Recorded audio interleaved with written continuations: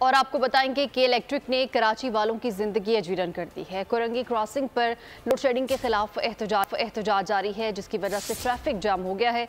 शहरी ट्रैफिक में फंसे हुए हैं। इसी बारे में मज़ीद तफसीलात जान लेते हैं। इस वक्त हमारे साथ मौजूद है हमाद उल अंसारी। हमाद, बताएगा क्या सूरत हाल देख रहे हैं इस वक्त आप? जी बिल्कुल, कोरंगी के अंदर इस वक्त मुख्तलिफ जगहों पर एहतजाज जारी है।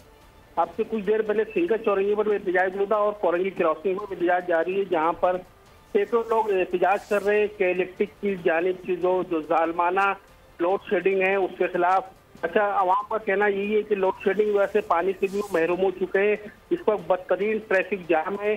कोरंगी क्रॉसिंग से लेकर कोरंगी इंडस्ट्री एरिया पूरा इस वक्त जाम हुआ है। लोग फंसे हुए हैं, घंटों से ट्रैफिक में निकल नहीं पा रहे इस वक्त। और ट्रैफिक कंट्रोल करने के लिए ना ही ट्रैफिक पुलिस मौजूद है, ना ही पुलिस है, ना ही कोई वार्डन का एहलकार यहाँ पे मौजूद है।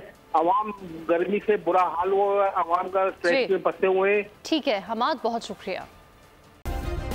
सब्सक्राइब करें और बेल दबाएं ताकि कोई खबर रह न जाए।